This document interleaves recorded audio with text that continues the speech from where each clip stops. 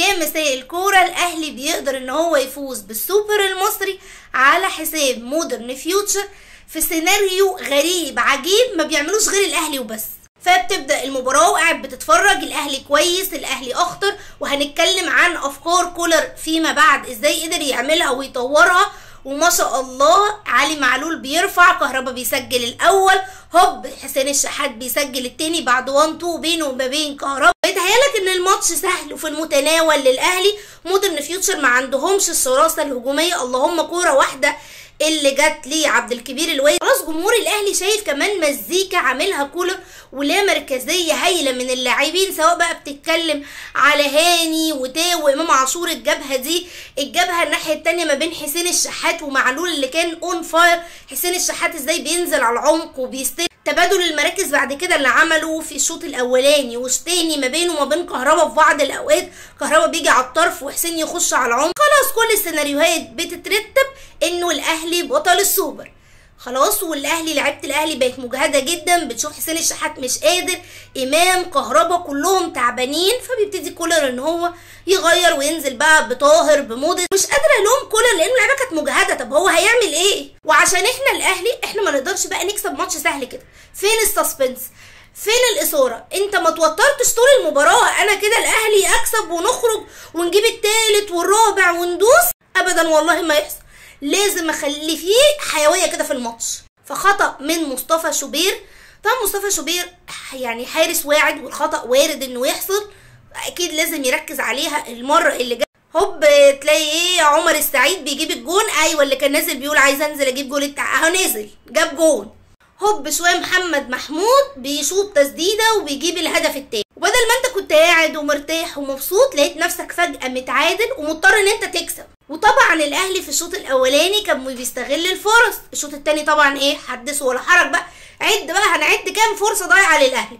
وفضل بقى الميس باص والفرص الضايعه وروح لفين الاكسترا تايم. بس هو ده بقى الاهلي اداك الفرحه الكبيره وخلاص كنت قاعد مرتاح، وبعدين ابتديت تتضايق ان هم اتعادلوا. قال لك لا انا ما اروحش ضربات جزاء.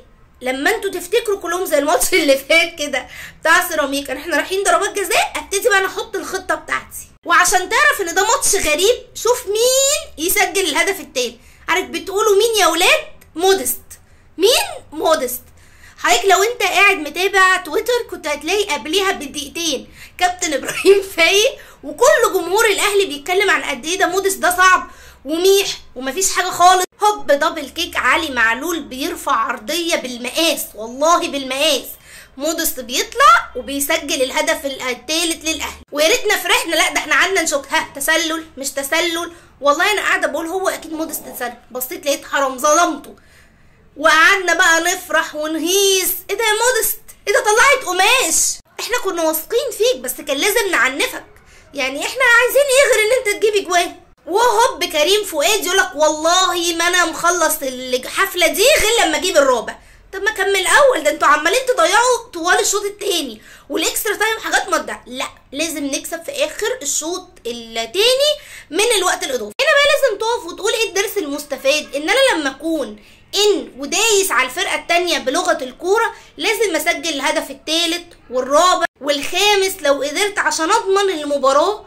وما ينفعش ان يبقى عندي اخطاء ساذجه قوي كده تخلي الفرقه التانيه تدخل في الجيم وهي كانت بعيده جدا عنه. عارف القدر بيعاقب الاهلي اللي هو ايه ده، انت اتدلعت وما رضيتش تسجل الفرص اللي عماله تجيلك وبتتدلع في الدفاع وبتعمل اخطاء بسيطه، بس انا هحاسبك.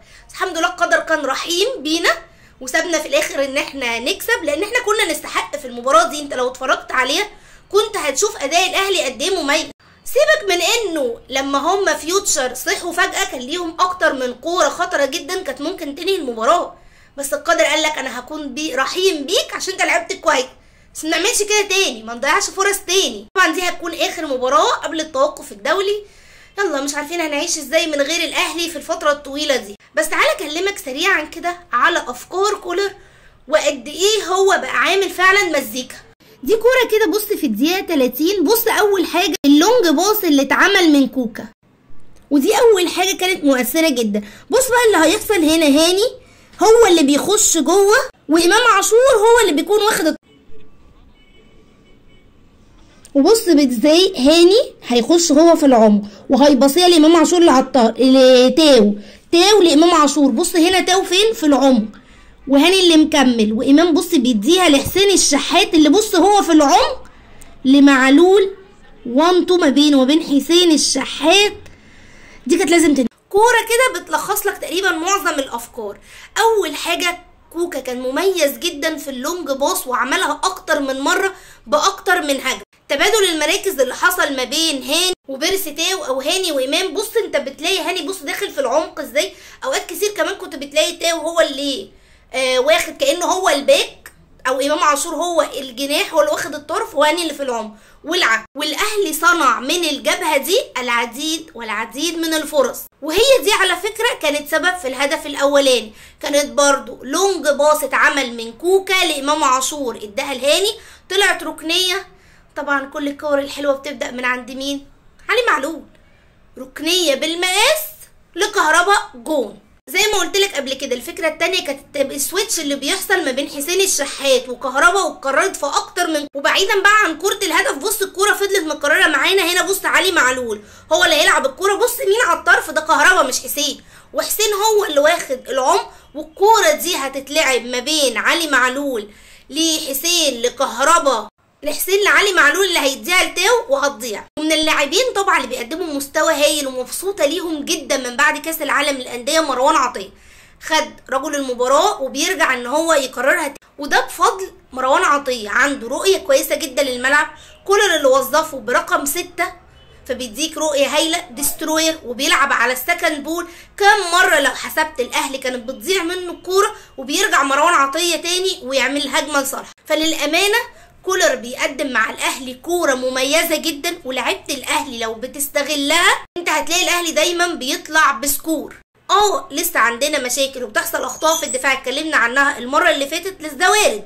على راي كولر انت مش بتلاعب نفسك، فوارد يحصل اخطاء دفاعيه برضو لازم كولر يبتدي ان هو يشتغل عليها. انتوا بقى برايكم مين كان افضل لاعب في المباراه، ومين هو اللاعب اللي شايفينه مش مأدي افضل حاجه؟